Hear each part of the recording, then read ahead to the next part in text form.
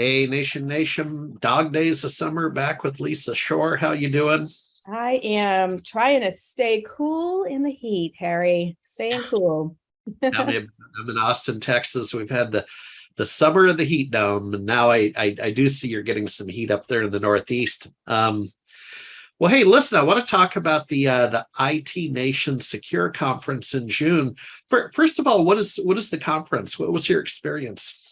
So this is my second IT Nation Secure Conference, and it is amazing. ConnectWise puts on an amazing show full of security vendors, but they don't just do that. There's vendors there. They have great keynote speakers. They have activities. We went to an arcade and we did some driving, like some what's it called? Go-karts or Yeah, go-kart driving. And I mean, but they really make it fun and collaborative.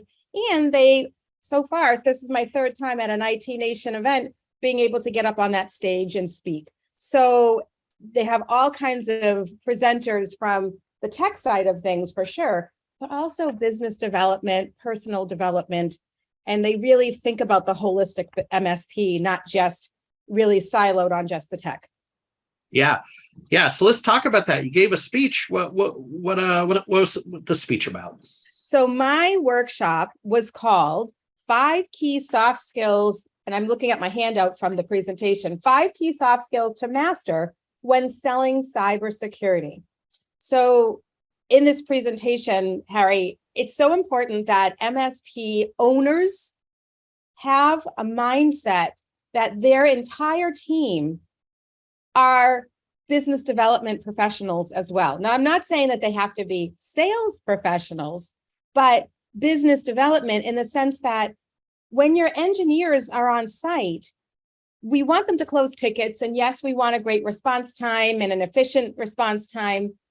But we also want them to think about business development in the sense that if the clients have an aging server that might be end of life, or a firewall, or maybe even a switch that you can't add any more devices to, the salespeople typically are there during, maybe a quarterly business review meeting or biannually for a quick meeting. How are you guys doing?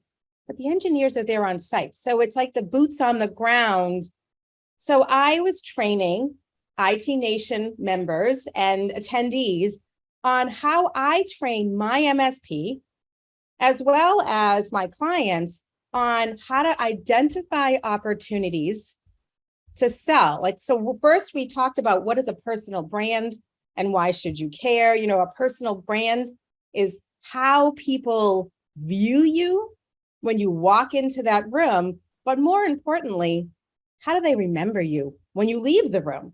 Yeah. So are you top of mind? I mean, everybody, Harry, knows you. You have such a strong personal brand in our industry. Good and bad. Well, all I have to do is say Harry Brelsford, and everywhere I go, somebody says, I know him. I know him.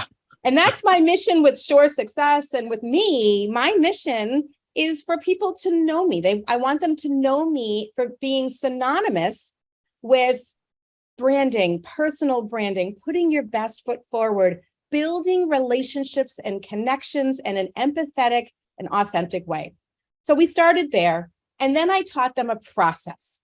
And the process is what I call my SEED method, and SEED is an acronym. So S stands for see the opportunity. Okay. See what's there, see what the opportunity is. And start to having staff meeting discussions, identifying, well, what is that opportunity? How do I present it?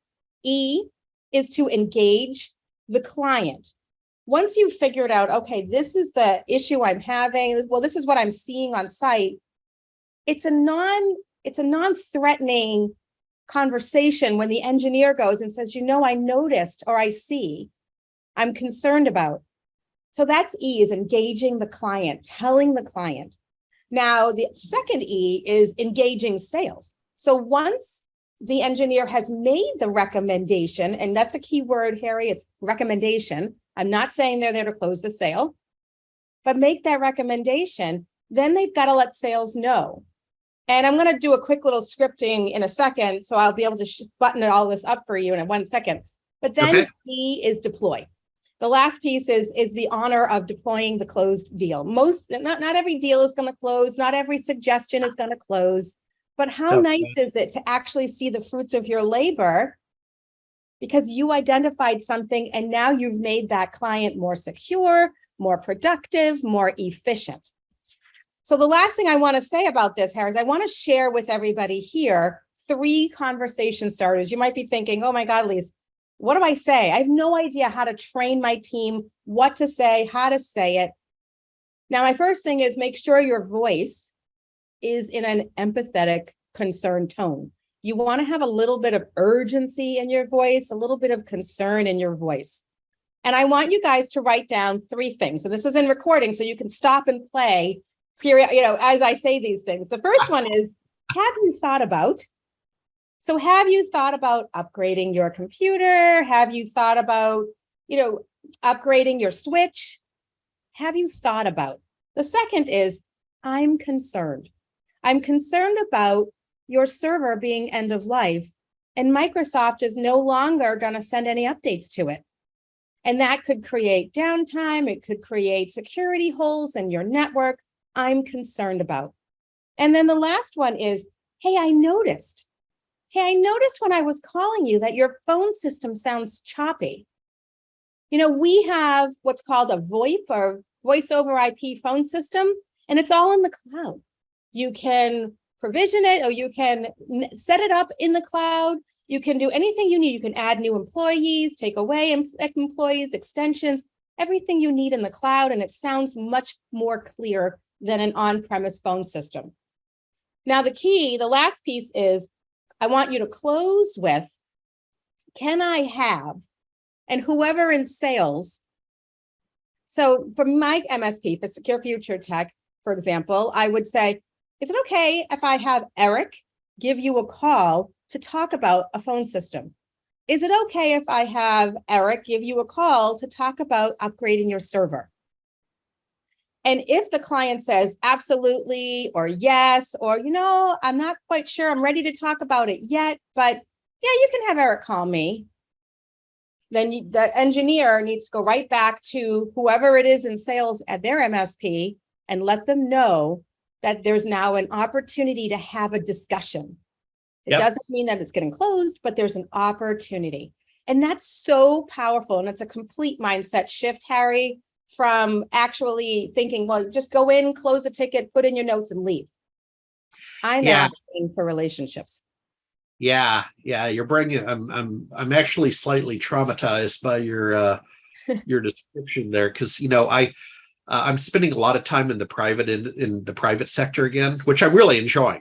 Right, that's by design. Instead of schlepping banner ads on a web page, I'm actually doing work.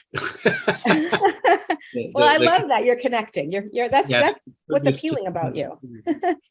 And you see that all the time. Boy, I just finished assisting a client, and they were kind of that last mentality of ring the bell. Like, okay, hey, go to the 4:00 meeting, and when you come back at 5:30, I want to ring the bell that you got the deal. Right. And I'm like, it doesn't work that way. No, it's an all hands on deck approach. That's what I call this. And when you start, what we started doing is we started tracking, just in a simple Excel spreadsheet, nothing fancy, but we started tracking Eric's QBR meetings. So we would put the date of the meeting, the client name, and then what we proposed. Did it go to quote, and did it close? And then we tracked what was closed. And then we started looking at attributing which of those was really because one of our engineers warmed it up, so that when Eric went and did the QBR, or quarterly business review meeting, and made the suggestion or follow-up, it's when we looked at our QBR spreadsheet, it's to the tune of several $100,000 in sales. Oh, yeah. So it adds up. And not every single one of those QBR sales is because of my engineers, but when you have an all hands on deck approach and you take the time to really think about, what does my team look like, sound like? are they in alignment with the brand that I'm trying to portray here? Does my team have the strong personal brands? And that's been my mission, Harry, is I want all MSPs to think about their entire team as opportunities to build the brand, not just in silos. Yep. Hey, finally, and we'll certainly get you back next quarter. We'll get you back in Q4, maybe even after the IT Nation. That'd be really cool to bring you back in and talk about that. But where might people see you between now and then? Are you going to hit a Channel Pro or ASCII group or this or that? Well, I actually have 2 kids going off to college. So I am going to be flying to Indiana to get them to college. But the one place I will be that I'm definitely not missing is I'm a member of Robin Robbins. And her next technology marketing toolkit in October is at High Point University. And with Dr. Nito Cubain is one of my favorite speakers. I encourage everybody to search him on YouTube, do a Google search.